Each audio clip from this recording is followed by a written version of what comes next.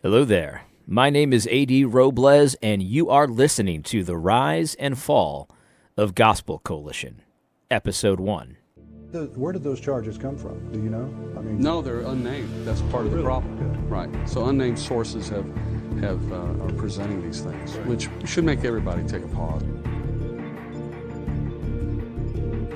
I believe Jesus would teach us to take the vaccine as a part of God's gift to humanity.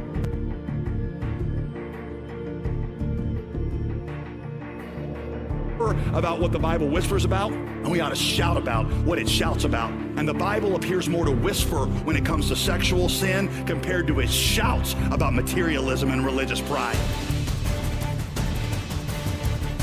And you're wondering why multi-ethnicity isn't happening at your church? It's because you have a person that's black on the outside, but Angloid on the inside.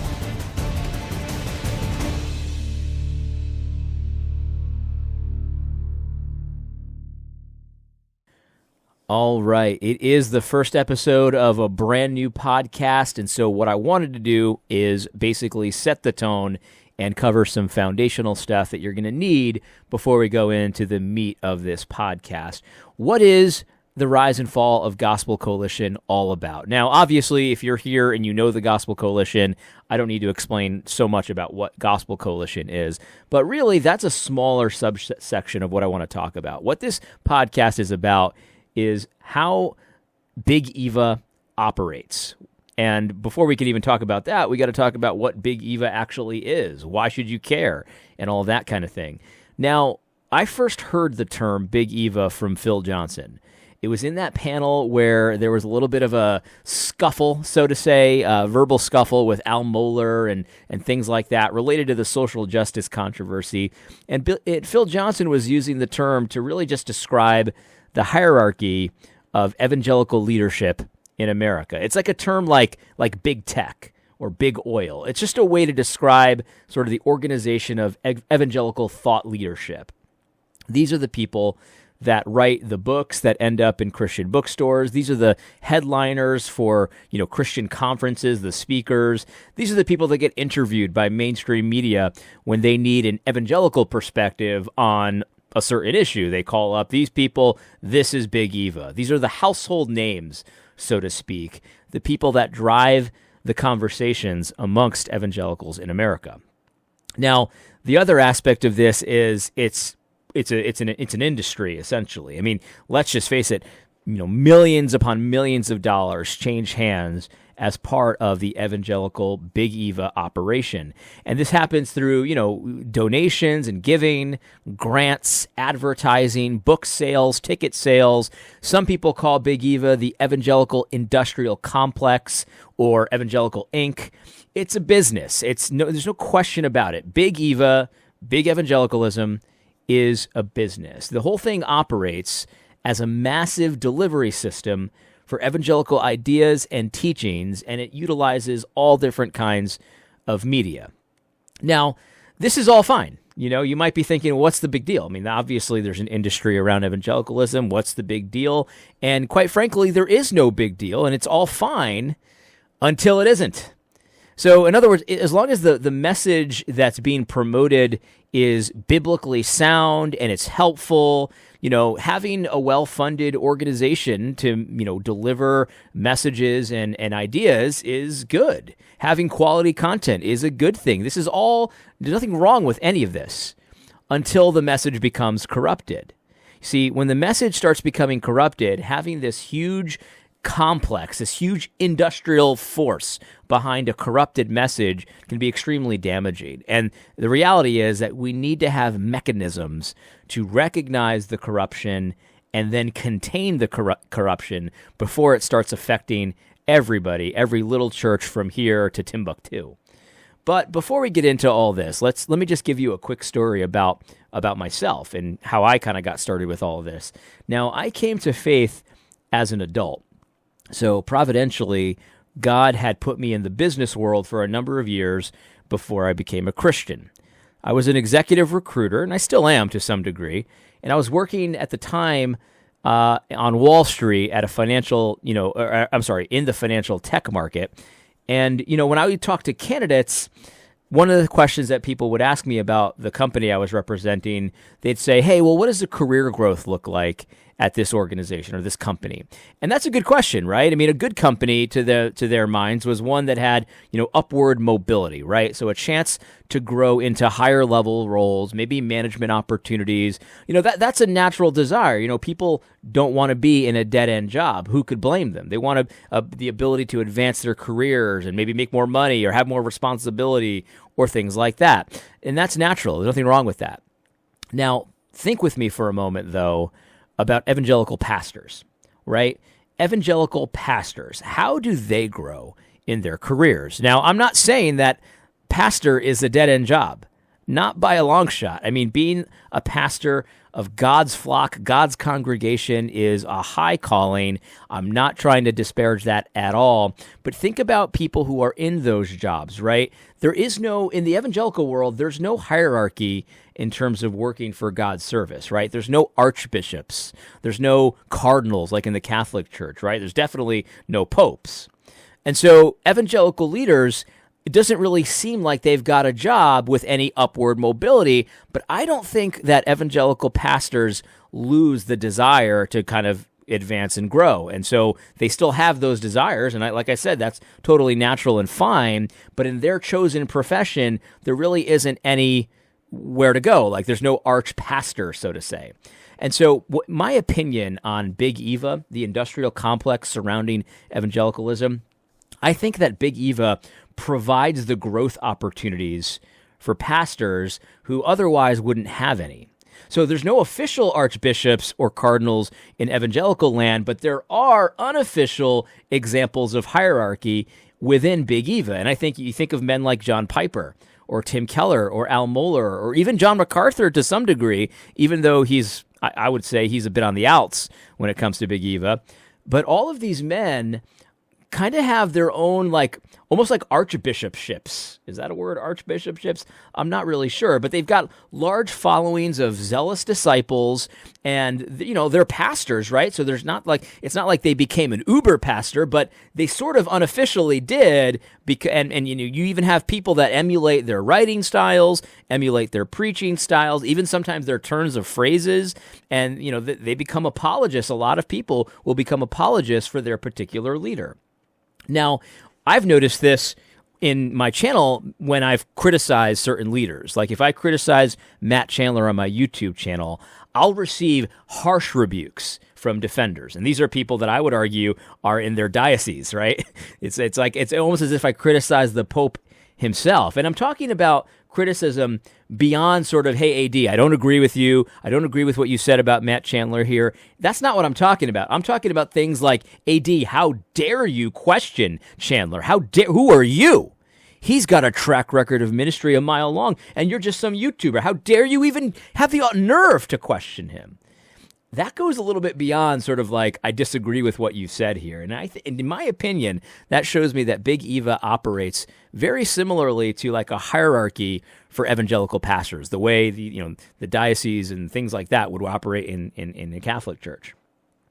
Also, Big Eva, I would say, operates like a medieval guild for evangelicalism. And so the guild operates in evangelicalism without any kind of official charter or any kind of official rules. It's like it wields a lot of power the way a guild would have wielded power back in medieval times, but it does so without any official authority, without any official recognition. And the way it does this is through a whole maze of unwritten rules and codes. They're not written down. I could not find a charter that says, here's the rules if you want to participate in the evangelical industrial complex. But you do have to abide by these rules. Even though they're not written down, you have to abide by them in order to be promoted, in order to, get any backing or any support at all. It almost reminds me of like the convict code in prison, right? Like you ever watch a prison show? And in prison shows, regularly there's a whole list of rules. When you first arrive onto the prison yard, somebody will come up to you and will tell you what the rules of the prison are. Now, there's no rule book, right? This is not like the official rules of the prison. Like, this is not the guards that are telling you this. This is the other convicts. And they're like, look, you're white. You got to sit over here. If something pops off, you got to do this. You got to do that. if you see a child molester, you're going to have to punch him in the face. Whatever it is, there's a whole list of unwritten rules. They call it the convict code, and you have to abide by them. Otherwise, you'll pay the price. And so in Big Eva, they've got a code as well that if you don't abide by it, you're pretty much on your own and you will be attacked. It's open season on you if you don't abide by these rules. And these are extra biblical rules, by the way. This is not something that you could find in the Bible. This is something that they've created for themselves, and you're either in or you're out. And if you're out, you're fair game. If you're in, it's like you're a made guy kind of thing. And so adherence to these rules, if you want to have a career in Big Eva, you've got to adhere by them. It determines who's promoted versus who's derided. It determines who gets funding and who gets fired. Right? So we're not talking like just criticism here. Like, this is a matter of being able to feed your family or not sometimes, right? Pastors who want to advance their careers, they want their blogs promoted or their books sold, or they want to be offered a speaking slot at the next conference. They quickly learn how to abide by this code. And those who don't, they're the naughty boys, and they might be able to keep their job, or they might not. They might get fired just for breaking one of these unwritten rules. And that's how Big Eva operates. Now, let me give you a little story as well about this. I actually had a little bit of an experience at the very beginning of the Big Eva ladder. So when I worked in Wall Street, like I said, I came to faith, and my pastor at the time said that he believed that he was a bit of a charismatic guy. He believed I had a calling on my life. And so I started to think the same thing. And I thought maybe I'll become a missionary. Maybe I'll become a pastor. I wasn't really sure. And then what I ended up doing was leaving my job. I quit my job, and I took an unpaid internship in Vermont with Pastor Jared C. Wilson, who was pastoring a church in Vermont at the time. And so I kind of got introduced to kind of low-level Big Eva at that point, and he eventually left. It's kind of a funny story. Like, my first day of the internship, he told me that he had quit the job, and so but it worked out. He stayed for a while, and we got to know each other, kind of thing. And then that church had me stay on. I preached at that church for a couple years after that, and while they were looking for a pastor, and at that time, Jared Wilson asked me to write for his blog. I wrote for the Church blog, the official blog of Midwestern Baptist Theological Seminary. It's like 5 articles, something like that. Nothing too crazy. And so if you go to that website and you search my name, you're not going to find it. And the reason why you won't find it is because I broke this unwritten code. I think it was, I can't be sure because I was never told. I've even asked, but I've never been told why I was deleted from the blog specifically. But I'm pretty sure it was an article or a video I did criticizing either Russell Moore or Matt Chandler. And because I dared to criticize some of the social justice stuff that they were saying, and I did it in such a nice way. Like back in the day, go back to my old videos, you'll see I was super polite, very humble. Like, I bent over backwards saying that I thought these guys were still good, all that. And just questioning them publicly, though, was enough to get my stuff yanked without any warning, without any explanation. I was done. I was no longer going to be promoted by the machine anymore, no longer going to be promoted by the guild. I ran afoul of the code. And so now I was on my own. And so that's just a small example. Now, I was in a good place because my career didn't depend on it. I was never, I did go into ministry. I ended up pastoring a church for a while, but I was never vocational. I always had my side business, which is my primary business. I never relied on income from Big Eva. So for me, being kicked off this blog wasn't a big deal. But for a lot of people, being on your own and no longer being promoted by the guild and stuff like that, that is a huge deal. And this is how Big Eva operates. And we're gonna expose a lot of this in this series. These men who are unelected, they're in positions of no real authority, so it's very hard to pin them down, with no real constitution or laws to abide by. These men determine the agenda of what can and can't be discussed. And what can be discussed, they determine how it's to be discussed and the proper tone of the discussion. And they do this through a complex network of associations, commissions, foundations, coalitions, all this kind of stuff. They establish through all this. It's all unofficial, right? Like, there's nothing in the scripture that talks about a coalition having authority over your local pastor, or having any kind of ability to control your local pastor. But chances are these associations, coalitions, commissions, foundations have a lot of sway over what your pastor says and doesn't say and how they say it. And that's a big deal. In many ways, these organizations, Big Eva, they control and establish the bounds, the very bounds of orthodoxy in American evangelicalism. And they do it, and they don't even have to convene a council. They don't even have to get together a synod. It's completely informal, but just because it's an informal authority structure does not mean it does not wield a ton of power. But all of this, in my opinion, is coming to an end. That's why this show is called The Rise and Fall of Gospel Coalition. I believe that Big Eva and the Evangelical Industrial Complex, their organizations have peaked in influence, and I believe that it's now in a decline. This series is going to expose how they've been operating over all these years, why it's been so harmful for the church, and what the future could look like if things don't change and change in a big way. And so I hope that this is going to be helpful to you. In my opinion, I've seen so many people that, and let me say this. Let me do this.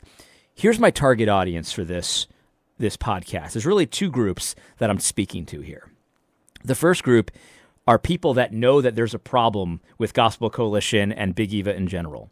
And I believe this group is in the minority, but the numbers of this group are growing every single day. I want this show to be encouraging to you. I want you to be affirmed in some of the things that you've been saying, yeah, this kind of stinks. I don't really know how to put my finger on this, but something's not right here. Like, I want you to know that you're not alone and you're not crazy. You are seeing what you're seeing. Your eyes work, and it does stink. And I want to expose some of this in a way that brings clarity and encourages you that you're not alone.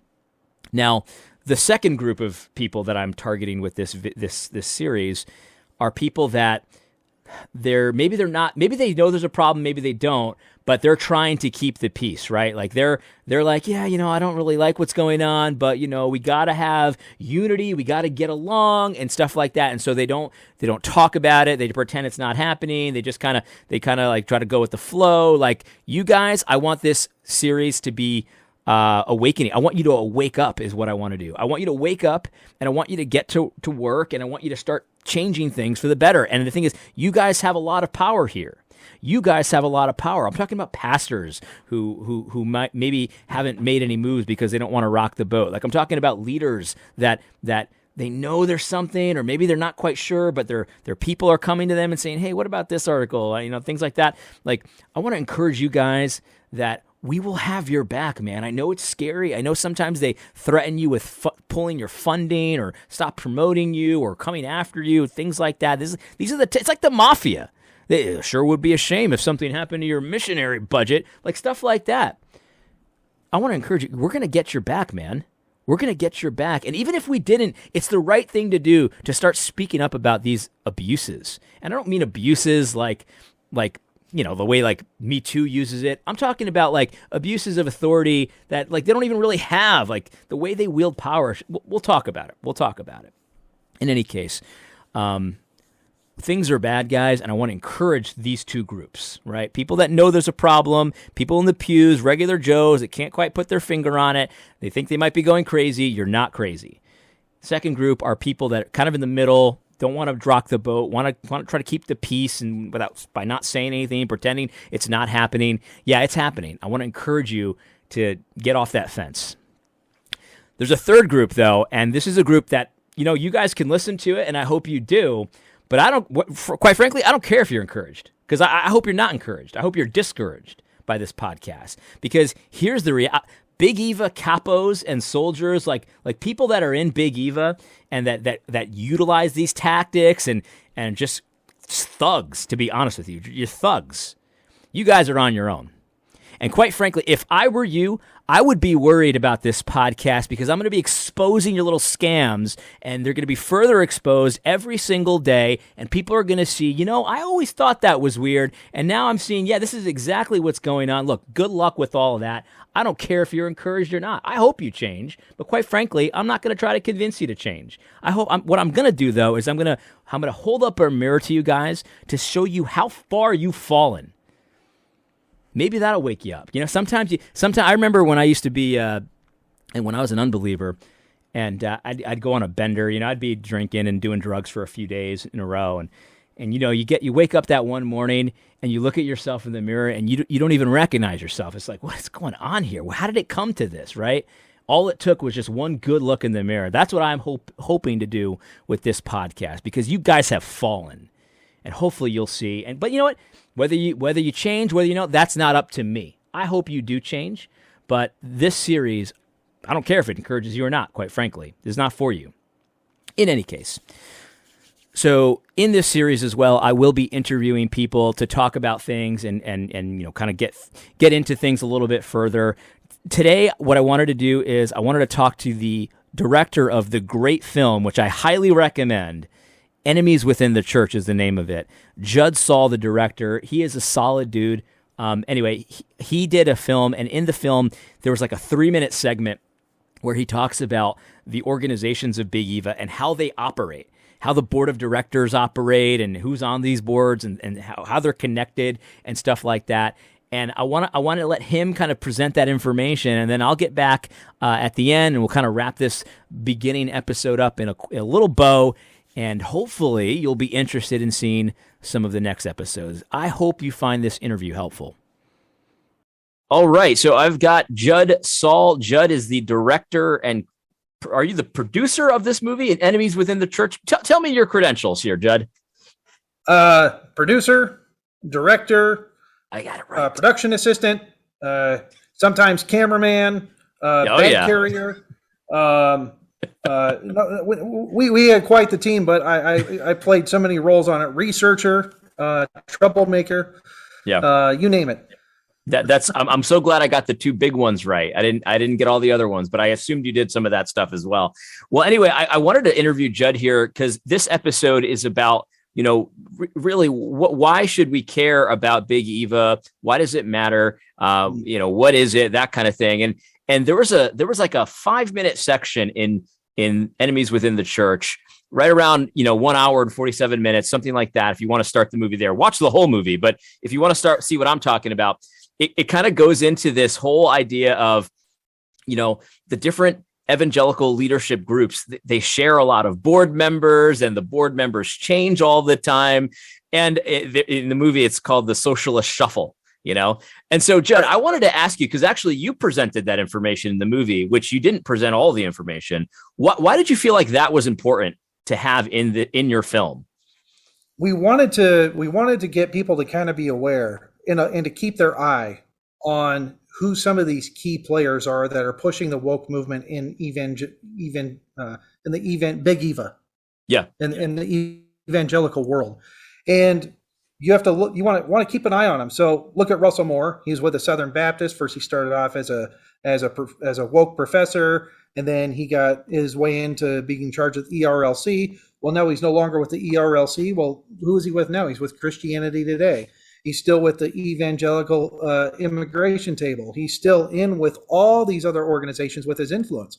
Just because Russell Moore is no longer with the Southern Baptist Convention does not mean that he's still not pushing his nonsense.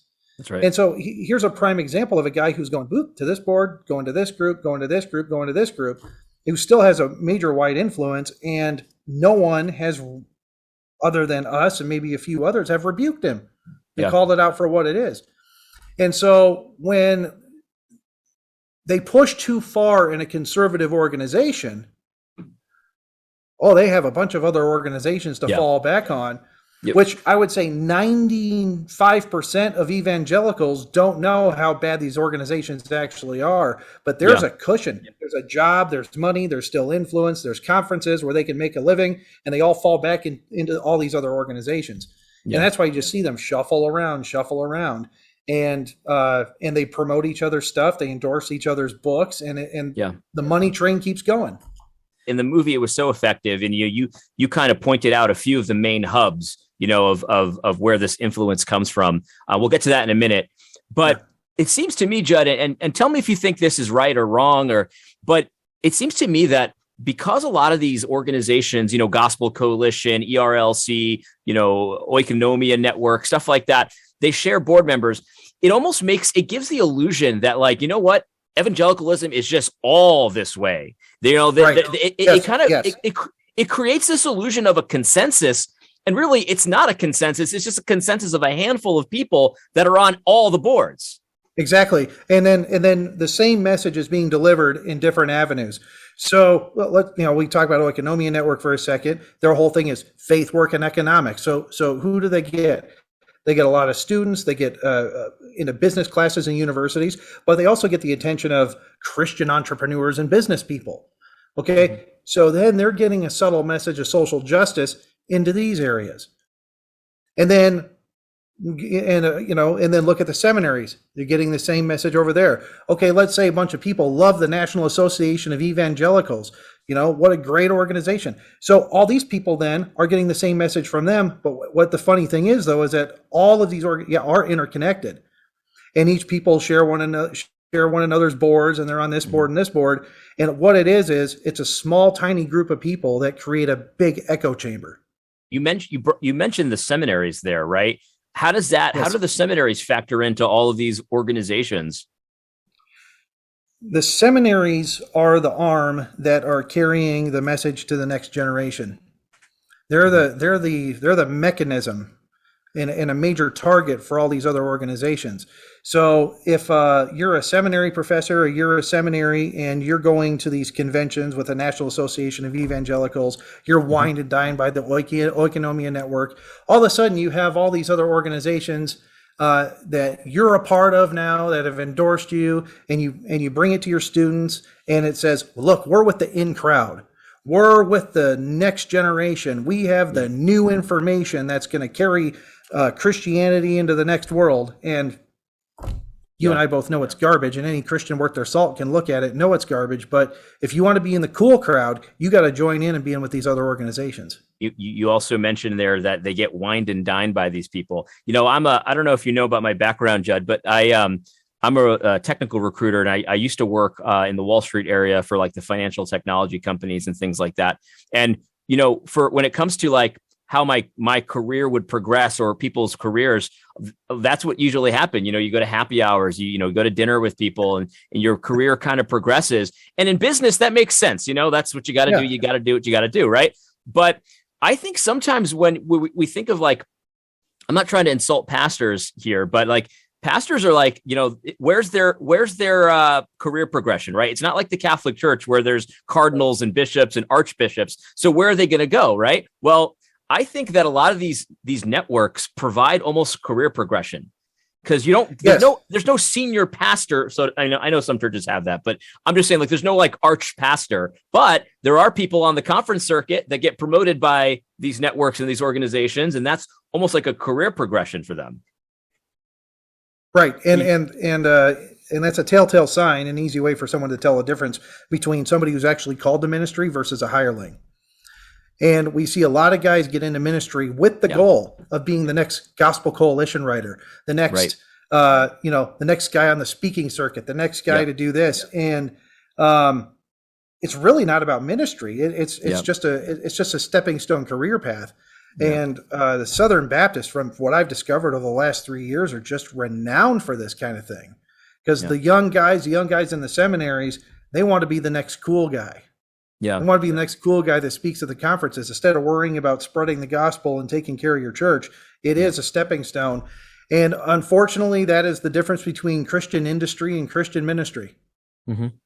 And we see a major, major shift from ministry of people who want to be in the industry. And then the crazy thing that I've noticed is that the guys who want to be part of the industry are the first guys to ignore truth, ignore what's going on. They don't want to have the wrong reputation for citing for truth. They just want to be the guy to go along, get along because he has a higher position somewhere else. In your, in all your research, Judd, which organizations or networks are like the movers and shakers, which are calling the shots? Like, this show is called The Rise and Fall of Gospel Coalition. Obviously, I'm attacking the Gospel Coalition, but okay. I mean, in your view, what are the most important hubs here? Because I'm not saying that Gospel Coalition is even the strongest hub or the most important hub. It depends on which camp you're looking at. It depends. Okay. Like I would separate it based on theological camps. Okay. So if you are in the Baptist-ish, Reformed world, even PCUSA, and you want to be in the cool crowd in there, the Gospel Coalition is the main organization and the mechanism that has been used to shift Reformed Baptists, modern, I say Reformed Presbyterian types, and shift them to the left. And this was a brainchild of Tim Keller. This really was a brainchild of Tim Keller. Starts off a little conservative, then all of a sudden you start seeing all this stuff shift to the left, and and giving platforms to people that should never have platforms into really legitimate Christianity. Right.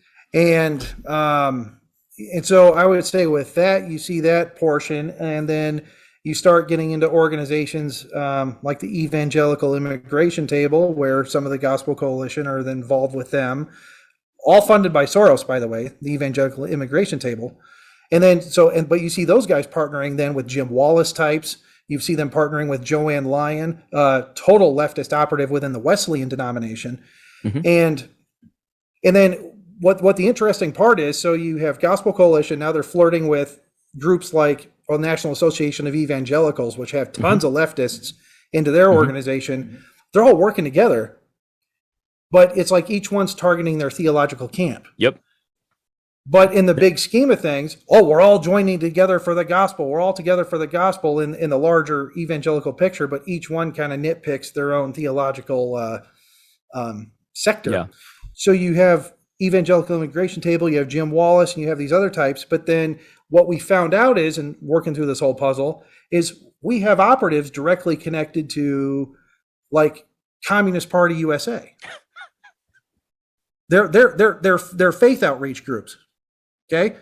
So you have Communist Party USA faith outreach people that are in the network and working with, and sometimes speaking at the same conferences as some of the other guys with the Gospel Coalition, with the Evangelical Immigration Table, with National Association for Evangelicals. They're all working together. And the funny thing is there's no one out there holding anyone accountable.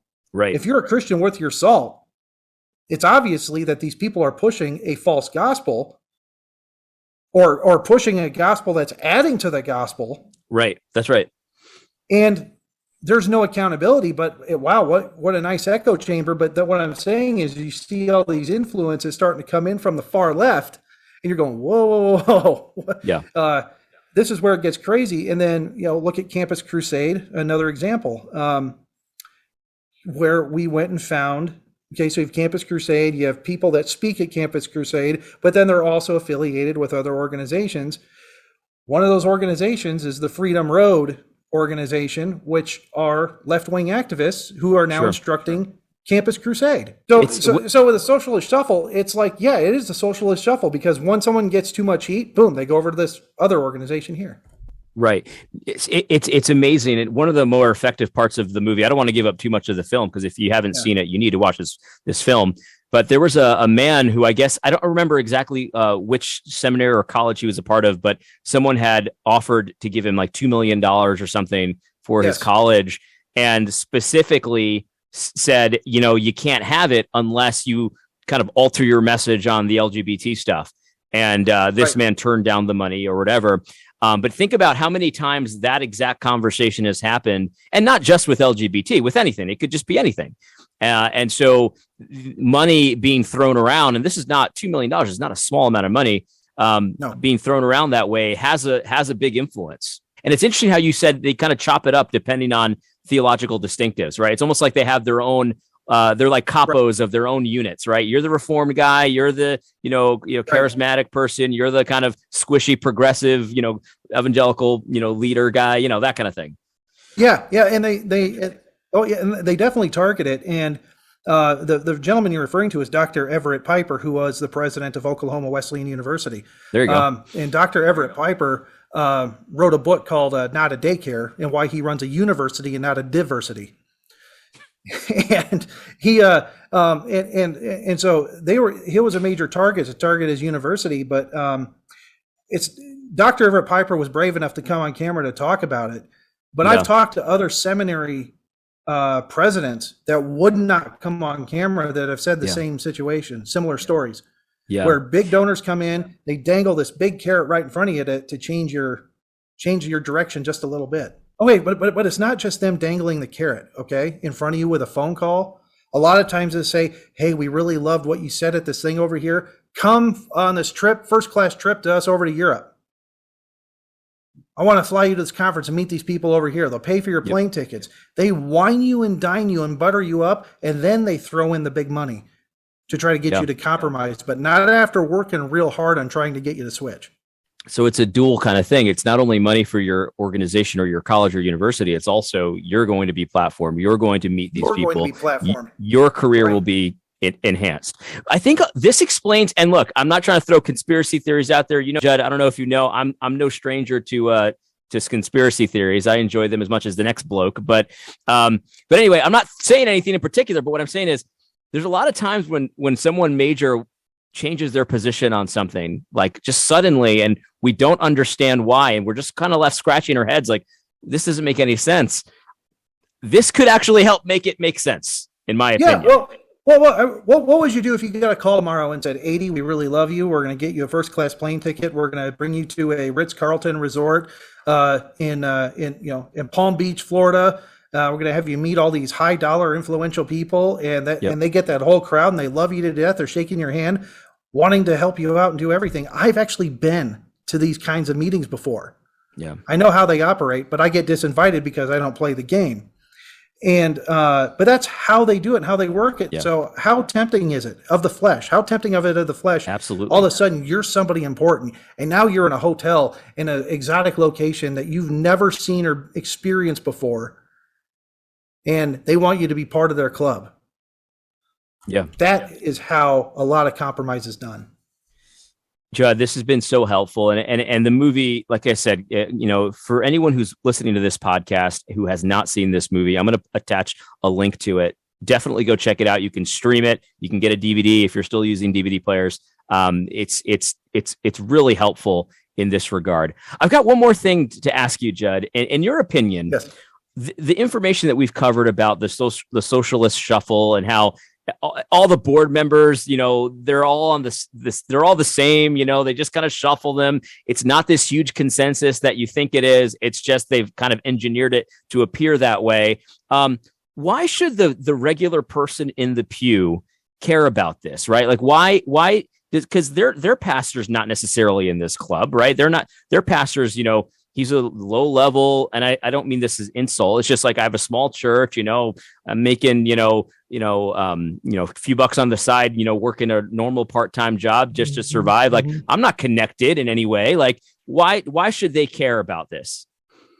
Everyone needs to be vigilant, and this is why. Your main pastor might not be involved with this, but guess what? That lady who wants to start a Bible study got inspired by reading this book from over here that she got from a bookstore and wants to teach a Bible study on it. You have no idea what they're teaching. Yeah. You have no idea what she's reading. And there's so much outside influence from all these books, these organizations and people. Oh, I saw this great thing on YouTube. We should go watch this DVD series from this particular guy. But there's no discernment. There's no discernment in it. And it's infiltrating the church that way from the ground up with because it's popular. That's what everybody sees if they type in, want to get Christian knowledge or insight on a topic in the Bible. These are the top websites that come up first. And then, so you have it from the bottom up, but then you have it from the top down, because the guys that are being trained in seminaries, the new crop of pastors that's going to replace that conservative pastor, is saturated with this stuff. They're saturated with it. So that's why you have to be vigilant, and you have to do your due diligence on people and what information and books are coming into your church. That's why people need to be paying attention. It's such a good point, because even though it's not this huge consensus, like we've been discussing, they do have, kind of an undue influence, like you said, because they're well funded. They've got the ability to sort of listen. I'm not throwing any conspiracy theories out there, but I don't think it's an accident that Gospel Coalition is so heavily promoted, even though their engagement is pretty piss poor on YouTube and just in general. Like, it's awful. But yet when you type something in, their stuff comes up. You know what I mean? I don't think that's on accident. And so, they've got undue influence over people in your flock. If you're a pastor or just your congregation in general, they put these blog posts out all day. They've got decent SEO. They're going to come up and they're going to have articles. And the thing is that's so dangerous is that they also produce some good content as well. So it's like this mixture where it's like, oh, this is such a helpful article about my daily devotions. Oh, and by the way, Trayvon Martin is like a saint. It's like, wait, whoa, hold on. Like, we mixing that up a little bit. No, that's such a good point. Even if you're not connected, it's still affecting you. It's still affecting you. You got people in congregations in 80 since the film's come out. I can't tell you how many people have reached out to us and said their church has gone through a church split because because of a young assistant pastor they let in that was saturated with this stuff, or a Bible study group went rogue, went full social justice, and caused division in the church because of this stuff. It is, people have to be very, very vigilant on what is coming into their church and what their church is listening to.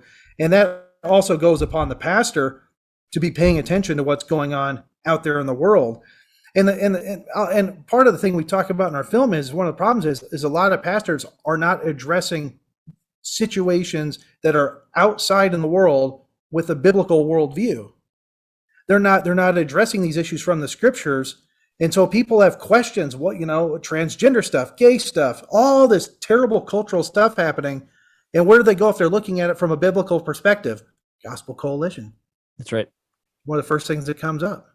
That's right. So it's also on pastors to be able to prep themselves to handle these difficult questions and to educate their flock from the pulpit, because people are going elsewhere to find these situations and they're getting rat poison. Judd, thank you so much for your time. That was very, very helpful. Is there anything else you want to say before I let you off? Yes. One thing I want to say, and it's one thing I wish I would have elaborated more on the film with, is a person to keep your eye on is Michael Ware. So in some of our research that we've done, and I'm just going to come out and say this, I believe he is one of the key recruiters in bringing some of these evangelicals to the left and connecting them with money. Michael Ware was an Obama faith advisor, operative, worked in the Obama administration. And this guy, you can tie him into almost any major leftist movement that has been happening within evangelicalism, especially within the conservative side. And you have to watch. If he's part of an organization or part of a board, or they're bringing him in to speak, that should immediately throw up a red flag, and you need to disown that organization. Sorry to drop that bomb on you, AD, but this is a guy that most people have not been bringing up and paying enough attention to, and I want to draw a lot of attention to him. And you can tie this guy directly in with Oikonomia, ERLC, Gospel Coalition. He's all over the place. But he's a left-wing political operative that keeps popping up in these organizations. And there you have it. If you can connect left-wing political operatives and all of a sudden an evangelical movement shifting left, you go, oh, well, maybe there is a real connection here. Well, I really hope you found that interview interesting. And thank you so much to Judd Saul for being the very first interview for the Rise and Fall of Gospel Coalition. Just a couple quick thoughts to close us out here. One thing that I want you to take away from this episode is just to be encouraged. I know it seems, and I've talked to so many of you, probably hundreds of you at this point, and it seems to you that that things kind of changed overnight. One day you went to bed and, you trusted all of these evangelical leaders, and it felt like things were, everything was going along just fine and things like that. And then you woke up the next morning and it felt like you were in the twilight zone, that you woke up and every evangelical leader seemed to shift overnight. And it almost seemed like people wondered, is this what heretics feel like? I just don't get it. And this was all engineered. This is all by design. The evangelicals haven't all decided to go socialist all of a sudden.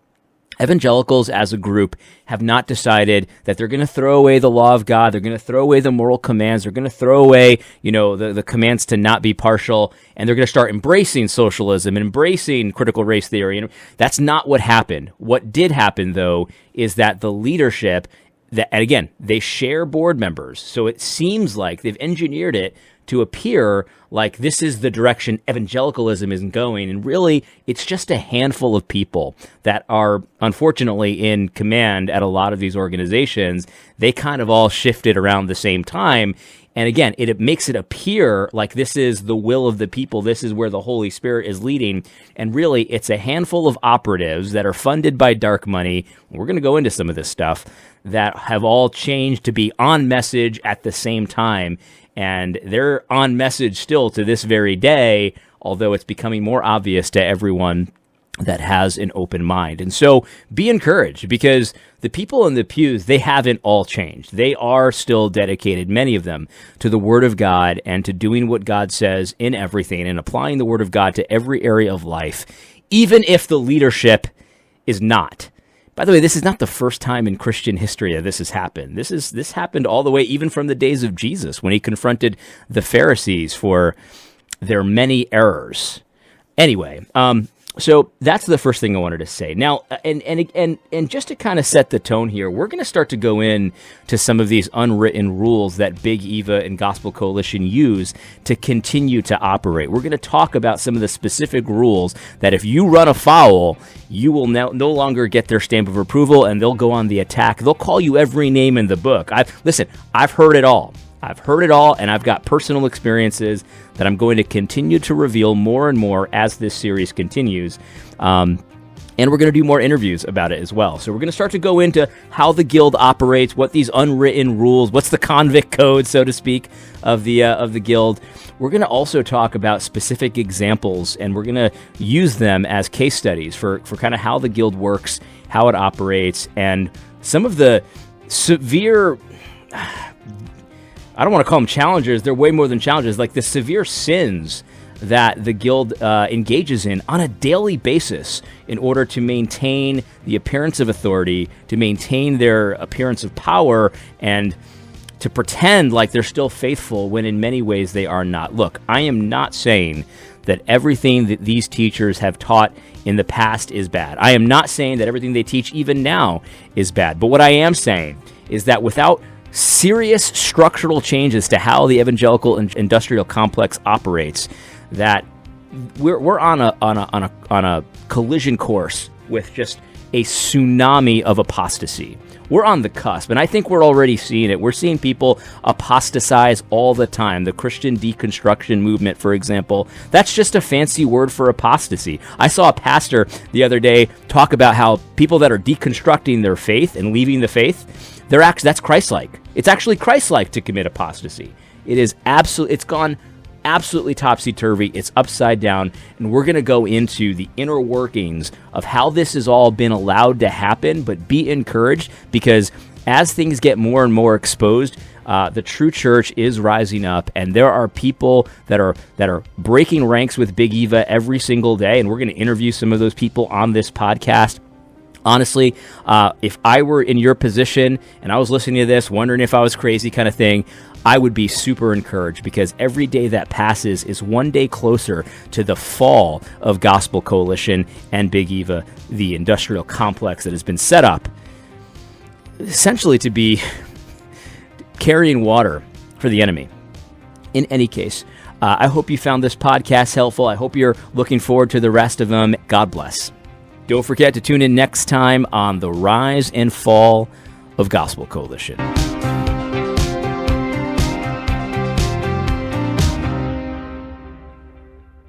Yeah. Yeah. Sometimes people ask me, like, why should I care, right? Like, my pastor's not Tim Keller. My pastor's not Matt Chandler. And, to be honest, like, I always kind of chuckle at that because, what I want to say is, well, okay, well, why don't you check out your pastor's bookshelf, right? Because he's probably reading a lot of these guys, and he's probably, yes and amening a lot of their more crazy blogs, right? And I think that he's doing it not necessarily because he 100% wholeheartedly agrees, but I think a lot of it has to do with that's how you rise up the corporate ladder. You know what I mean? Like it's like in corporate in corporate environments, right? You get those stupid chain emails where it's like, hey, today's my third year work anniversary, and like everyone and their mother is replying all saying, oh, congrats, and it's just like a nothing thing. It's like, I've worked here 3 years, what big deal? You know what I mean? And it's like you get 100 emails, congrats, and it's like, well, man, like why do people do that? Well, if they don't do that, now all of a sudden they're not a team player. And I think that's a lot of what goes on with some of the low level people that aspire to big Eva positions. Like they have to be like, oh, this is so helpful, even when it's clearly not helpful. You know what I mean? Like it's just. You get this tweet that's totally vague and ambiguous. All it does is muddy the waters. And you see 100 pastors saying, this was so helpful. And it's like, what are you talking about? I don't even know what it says. You know what I mean? I think that's what goes on. And so you should care. Look, you might not care about Matt Chandler, but Matt Chandler definitely is interested in you and your pastor and controlling your thoughts and the bounds of orthodoxy. So you probably should care.